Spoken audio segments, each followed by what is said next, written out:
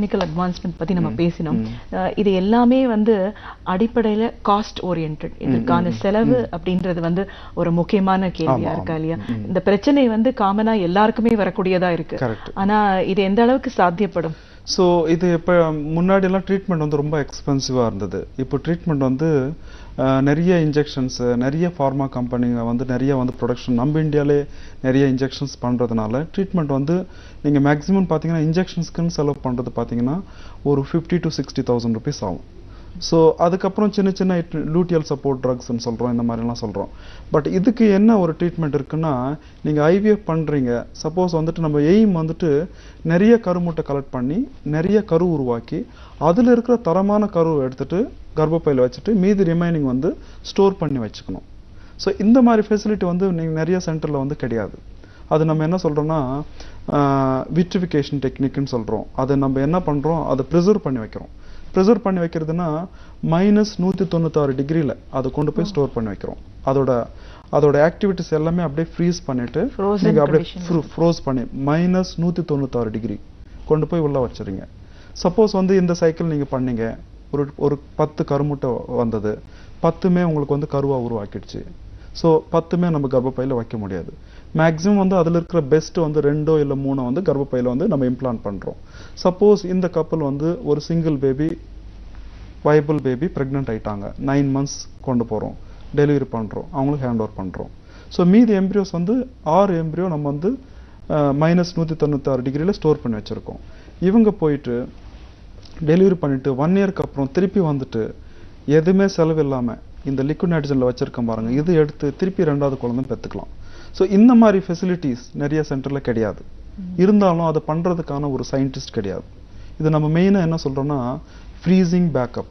So அந்த மாதிரி இவங்க பேஷண்ட்டை வந்து நம்ம ஒரு சென்டருக்கு போகும்போது ஃப்ரீசிங் பேக்கப் இருக்கா அவங்கக்கிட்ட, அதை பண்ணுறது யார், ஸோ இது வரைக்கும் நீங்கள் இந்த மாதிரி பண்ணி நிறைய குழந்தை டெலிவரி பண்ணியிருக்கீங்களா அப்படின்றது எல்லாமே வந்து பேஷண்ட் அவேர்னஸாக கேட்கணும்.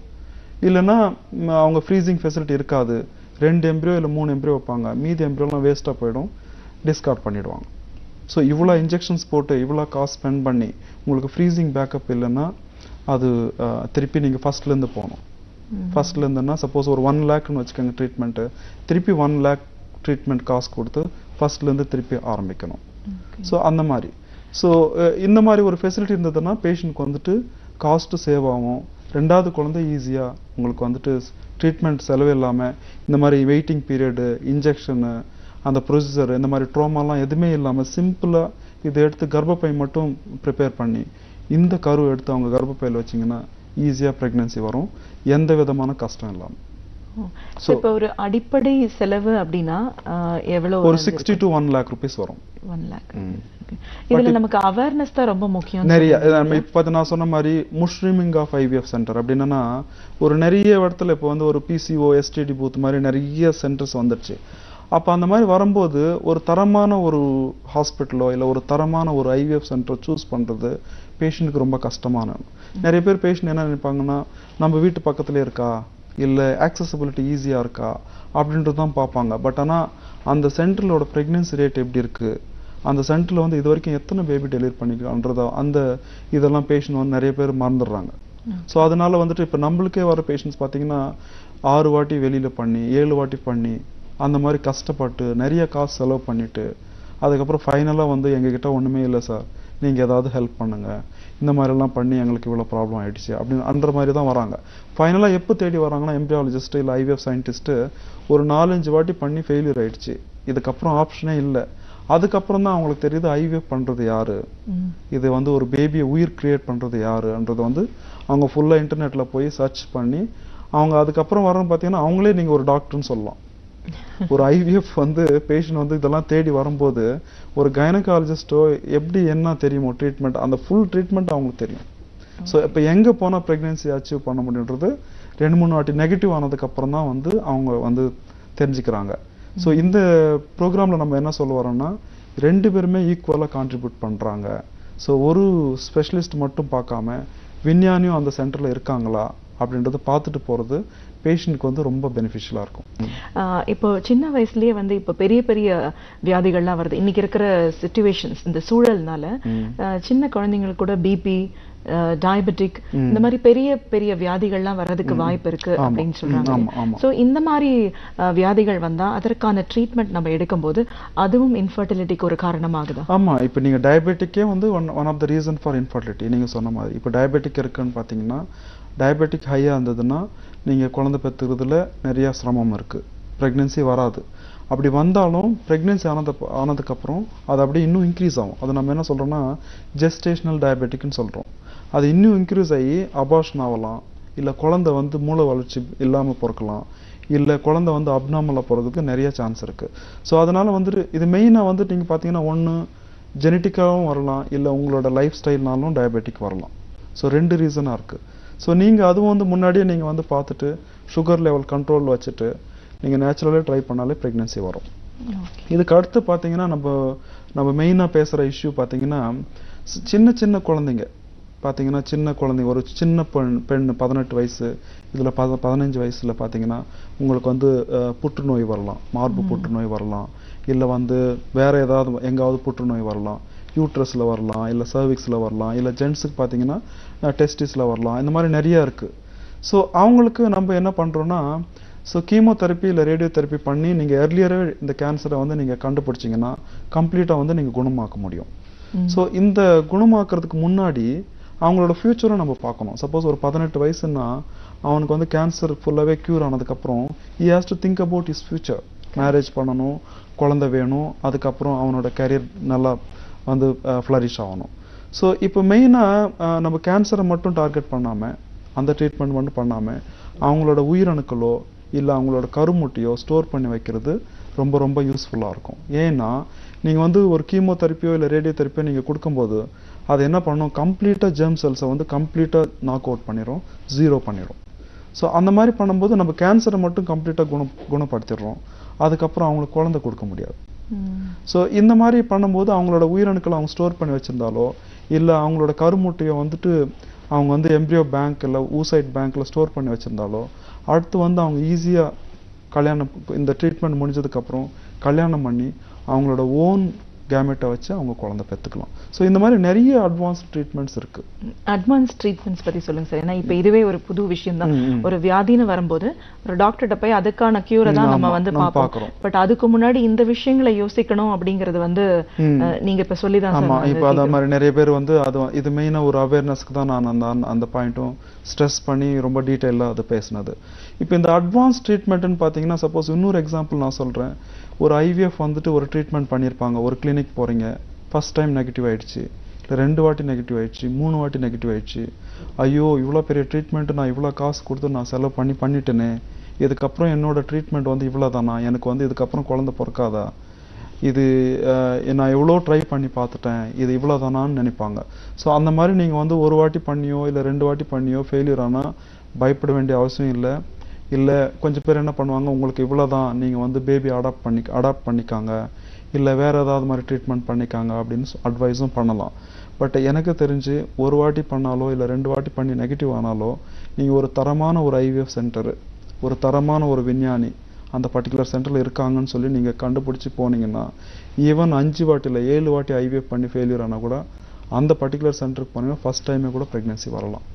ஸோ எல்லாமே பக்காவாக பண்ணி உங்களுக்கு எல்லாமே பர்ஃபெக்டாக என்ன ப்ராப்ளம்ன்றதை கண்டறிஞ்சு அந்த ப்ராப்ளத்தை மட்டும் ரெக்டிஃபை பண்ணாலே அவங்க ஈஸியாக ப்ரெக்னென்சியோட போகிறாங்க.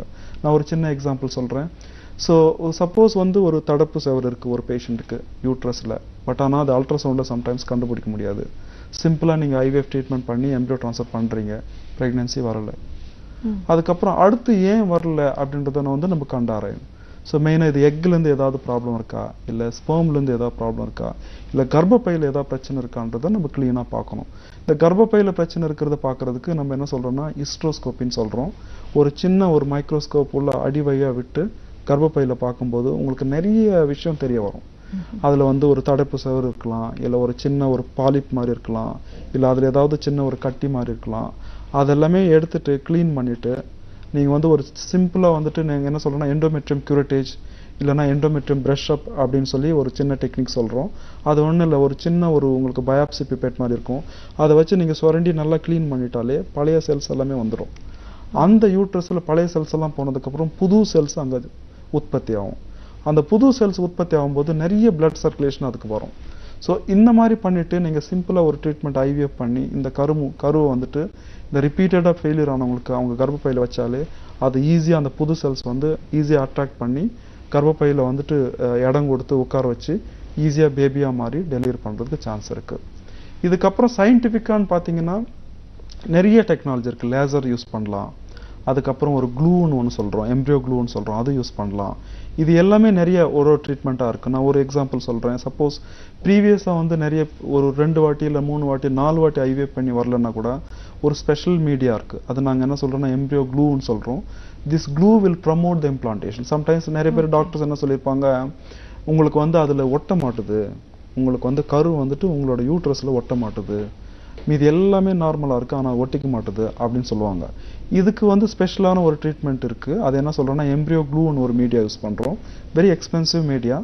இந்த மாதிரி ரிப்பீட்டடாக இம்ப்ளான்டேஷன் ஃபெயிலியர் ஆனவங்களுக்கு இந்த மாதிரி க்ளூ யூஸ் பண்ணி நீங்கள் வந்து கர்ப்பப்பையில் ஸ்டிக் பண்ணி வைக்கலாம், அதை வந்து இம்ப்ளான்ட் பண்ணி வைக்கலாம். அது ஒரு மெத்தட் இருக்குது. கொஞ்சம் பேர் பார்த்தீங்கன்னா கரு வந்து நல்லா இருக்கும், உள்ள பேபி நல்லா ஃபார்ம் ஆகிருக்கும், ஆனால் அந்த கரு வந்துட்டு அந்த ஷெல்லை வந்து பிரேக் பண்ணி வெளியில் வந்து கர்ப்பப்பையில் ஒட்டணும். ஆனால் சம்டைம்ஸ் பார்த்தீங்கன்னா ஏஜ் ஃபேக்டர்னால சப்போஸ் 35க்கு மேலே இருக்குது, இல்லை அவங்களுக்கு வந்து ஒரு ஹார்மோன் லெவல் ரொம்ப ஹையாக இருக்குன்னா அந்த பர்டிகுலர் பேஷண்ட்டுக்கு அந்த ஷெல் வந்து ரொம்ப திக்காக இருக்கும். ஸோ அந்த பேஷண்ட் நம்ம என்ன பண்ணணும், லேசர் மூலமாக அந்த செல்லை மட்டும் சின்னதாக தின் பண்ணிவிட்டு நீங்கள் கர்ப்பப்பையில் வைக்கும்போது இல்லைனா அந்த ஷெல்லை ஓப்பன் பண்ணி விடும்போது அந்த பேபி வந்து ஈஸியாக எஸ்கேப் ஆகி கர்ப்பப்பையில் வந்து இம்ப்ளான்ட் ஆகுது. அதுவும் ஒன் டைப் ஆஃப் புது மெத்தட். ஸோ நீங்கள் லேசர் யூஸ் பண்ணலாம், எம்ப்ரியோ க்ளூ யூஸ் பண்ணி நீங்கள் ஸ்பெஷலாக இந்த மாதிரி மெத்தட் யூஸ் பண்ணி நீங்கள் ரிப்பீட்டடாக முன்னாடி ஃபெயிலியர் ஆனவங்க இந்த டெக்னிக்கில் வந்து பெனிஃபிஷியல் ஆகலாம். இன்னொரு டெக்னிக் பார்த்தீங்கன்னா என்ன பிரச்சனையும் கண்டுபிடிக்க முடியாது.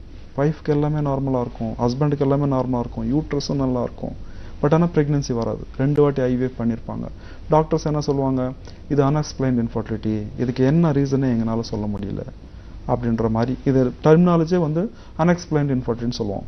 பட் நீங்கள் ஒரு துல்லியமாக நீங்கள் வந்து உயிரணுக்களில் பார்க்கும்போதோ இல்லை எக்கில் பார்க்கும்போது நீங்கள் கண்டுபிடிக்கலாம். அது மெயினாக என்ன சொல்கிறேன்னா எக்கில் ப்ராப்ளம் இருக்கிற கண்டுபிடிக்கிறது வந்து போலரைஸ்ட் மைக்ரோஸ்கோப்ன்றோம்.